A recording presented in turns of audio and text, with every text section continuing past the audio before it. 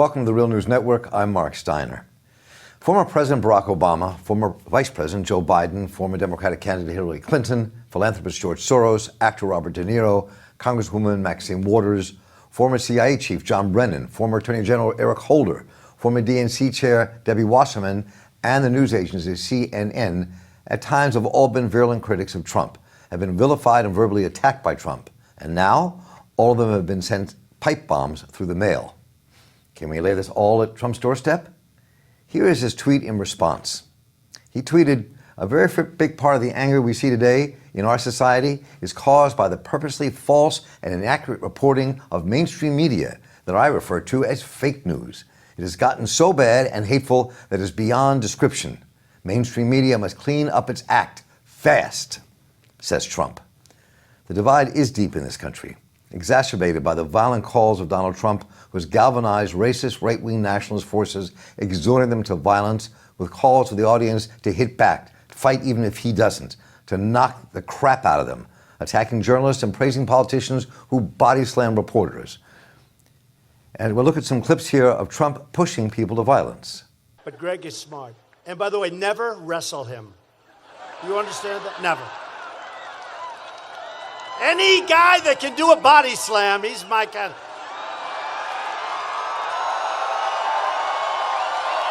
He's my guy. And we endorsed Greg very early, but I had heard that he body slammed a reporter.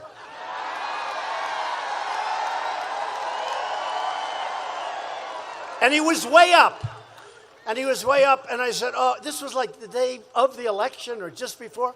And I said, oh, this is terrible. He's going to lose the election. Then I said, well, wait a minute. I know Montana pretty well. I think it might help him. And it did. We're not allowed to punch back anymore. I love the old days. You know what they used to do to guys like that when they were in a place like this? They'd be carried out on a stretcher, folks. Guards are very gentle with him. He's walking out like big high fives, smiling, laughing. Like to punch him in the face, I'll tell you. Knock the crap out of him, would you? Seriously. Okay? Just knock the hell. I promise you, I will pay for the legal fees, I promise. He doesn't publicly see the connection. Does it make a difference? Because there may be something much larger and deeper afoot here. Some see a constitutionally defined right-wing coup taking place under the law, and it is clear that the right wing and their allies are heavily armed. And now this, pipe bombs sent through the mail to the very people that Donald Trump has called out as enemies or belittled or called purveyors of untruths and fake news. What does all this mean? And what should be a response? We start that conversation today with Henry Giroux, who's professor of scholarship in the public interest at McMaster University and author of many books, his latest being American Nightmare: Facing the Challenge of Fascism. And Henry, welcome. It's good to have you back with us here at The Real News. Hi, Mark. It's always a pleasure to be back. So I do want to start with this, not just for the bombs that were sent out and what Trump has been saying, but what we're witnessing here, it seems to me, in many ways, is much deeper than that.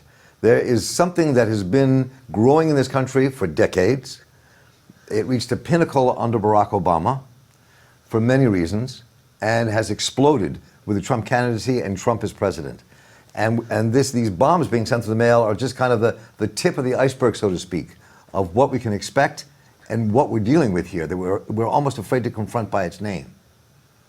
I mean, I think that what we need to be aware of is that violence runs through the United States like an electric current, and that this is really symptomatic of a whole range of forces that have been at work, particularly since the Reagan administration, it seems to me, in which violence becomes part of the aesthetic of entertainment.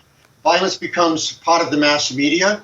Violence all of a sudden becomes a model that creeps into a variety of institutions, such as the schools, social welfare, health agencies. We have the ongoing criminalization of young people in the schools. We have the mass violence of course, gun violence.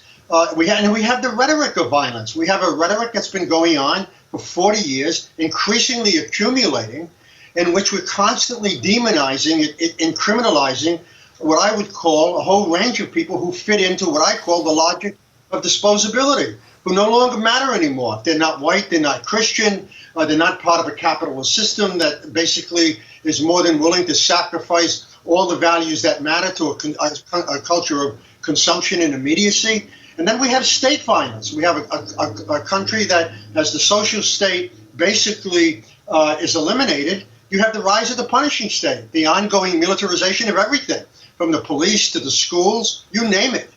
So it seems to me that we have to be careful here. We have to be careful in focusing on this violence in a way that loses sight of the more comprehensive and broader context in which violence is taking place in the United States. At another level, we have to be very considerate and concerned about what lessons we can learn from history about this kind of violence. I mean, here's a president who doesn't just enable violence, he legitimates it. And he legitimates it in ways that it seems to me works through the language of brutality, the language of cruelty, the language of fear, the language of war, anti-intellectualism, and now with his claim that he's a nationalist, the language of white supremacy. So, you know, I said earlier that about laying all this at Trump's doorstep. But, you know, Trump is literally, I don't think Trump is saying, calling people up and saying, send pipe bombs to the mail. But what's happening here, it seems, what's being unleashed is something that's very powerful in our country, which is a right-wing racist mentality that a lot of people have in America. Clearly not a majority, but a sizable number of people. And to me, the pinnacle was when Obama was president, having a black man in the White House, whether you agreed or disagreed with his policy. There was a black family in the White House, which was an anathema to many people. And something has exploded around Trump's candidacy and now his presidency that has unleashed this kind of, for want of a better term, fascistic violence and potential violence. Sorry. I think, yeah, absolutely. I mean, I think there are two things going on here, right? I mean, at one level, remember, the question of racism and white supremacy were coded during the Obama administration. I mean, people actually said that with Obama, we have the age of color blindness, which is, I mean, beyond being ludicrous. Right. But I think what happens in the transition to Trump is that all of that changes. All of a sudden, you have this emergence of an unapologetic racism, an unapologetic support for white supremacy, an unapologetic sort of indulgence in a culture of cruelty that emerges out of what I call neoliberal fascism. You know, a kind of project in which we celebrate a survival of the fittest ethos. We celebrate a war of all against all. We say there's only one person left on the island. And I think that when you translate that white supremacy, the racism, into an economic form of what I would call a politics of economization, what you end up doing is you end up eliminating any kind of politics that has a sense of empathy, compassion, in some way is concerned about civic values, civic institutions. And what's left is an enormous amount of precarity, an enormous amount of anger, an enormous amount of frustration. And all it takes is for somebody to come along and to mobilize that through a language that basically normalizes brutality and violence. I mean, violence has become the organizing principle under Trump of American society. It's there to solve all problems, as we well know. And it's done with a divisiveness and a sense of humiliation and an ongoing, it would seem to me, disparagement of an endless number of groups that provides the basis for a number of extremist groups to believe that they're no longer on the fringes of society. They're now at the center of power, and they can do what they want. And what they want to do, basically, as they said, you know, we want to get rid of Jews, we want to get rid of blacks, we want to create a white Christian nation. This is a very dangerous moment. The pipe bomb stuff is important because it symbolizes that we're moving from an abstract notion of violence to a very concrete, visceral notion of violence in which the body is under attack, in which bodies are being punished. But remember, bodies are being punished at the border. We have a carceral state with millions of people of color in prison. I mean, we have young people who are being killed in schools. The real issue here is to connect the dots. And if you connect the dots, you have to, I think, in some way come to the conclusion, we don't live in a democracy anymore. We have tipped over. We are now operating under the aegis of a fascist politics that's on the verge of becoming a fascist society. This isn't just about Donald Trump.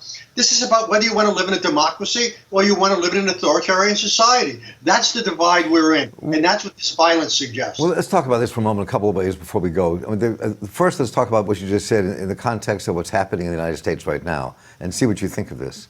So, what we're watching here, this is the people, even the people who disagreed with Donald Trump during the last election cycle, Republicans and conservatives, real right-wingers who really disagreed with Trump, didn't like what he stood for, thought he was the wrong person.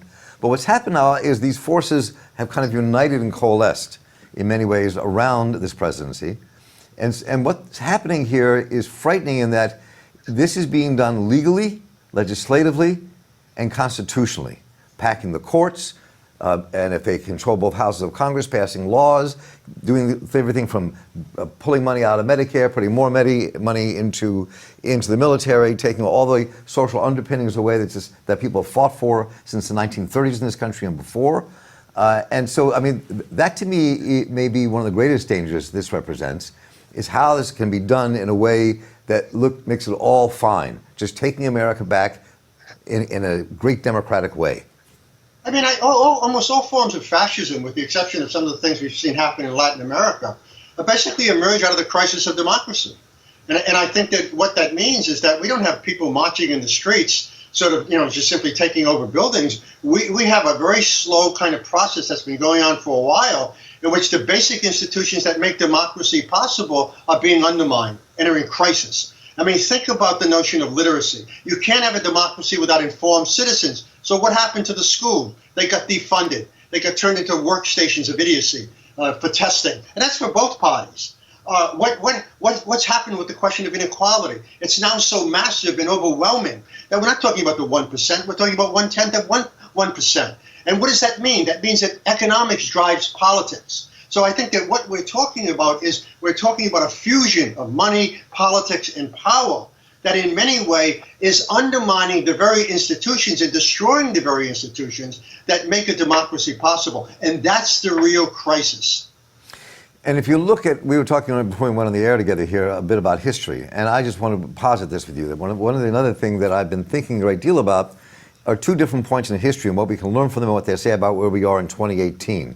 One is 1877. 1877, when they killed Reconstruction, and liberal Republicans and redemptionist Democrats came in, put Hayes into office with a minority of the votes, and started a 90-year reign of terror against black people in the South.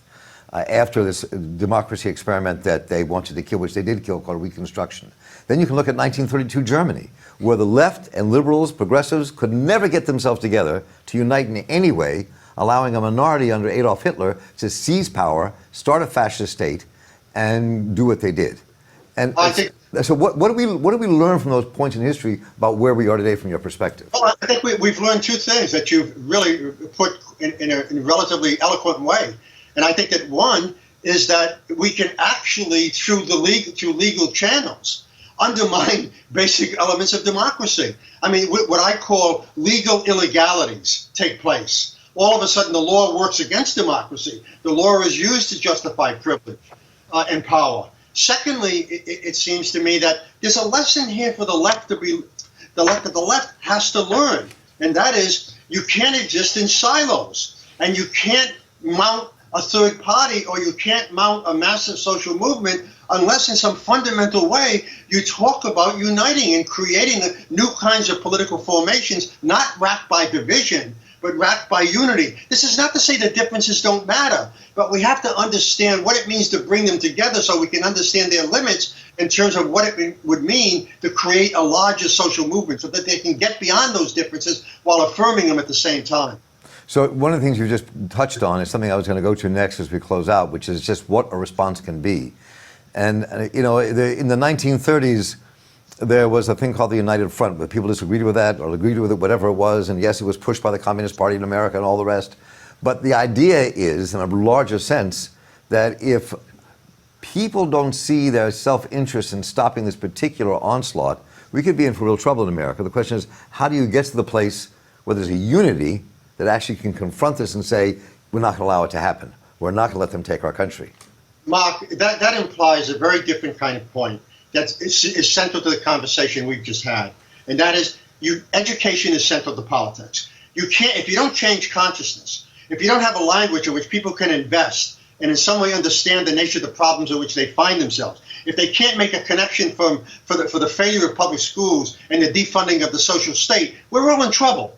I mean, we're in trouble. And until education becomes central to politics and we fight to change consciousness in a way that matters under the banner of what I would call a mobilization for a socialist democracy, it's not going to work. I mean, until we can do that, until we believe that domination is not always on the side of simply structures, but is on the side of persuasion, on the side of pedagogy, on the side of education, then we have to go out and talk to people. You have to work in order to imagine a new vision.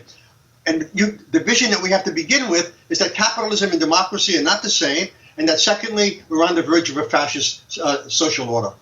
We have to kind of maybe change one of the old slogans and say, don't cringe, organize. Absolutely. So Henry Giroux, this is just the beginning of our conversation. I look forward to many more with you on this and others as well. It's always great to talk to you and hear your thoughts. Henry has written the book, his latest, American Nightmare, Facing the Challenge of Fascism, and it's great to have you with us here. Thank you so much for joining us on The Real News. Thanks for the great questions, Mark. And I'm here for the Real News Network. Thank you for joining us. We're going to continue on this because we need to. I'm Mark Steiner. Take care.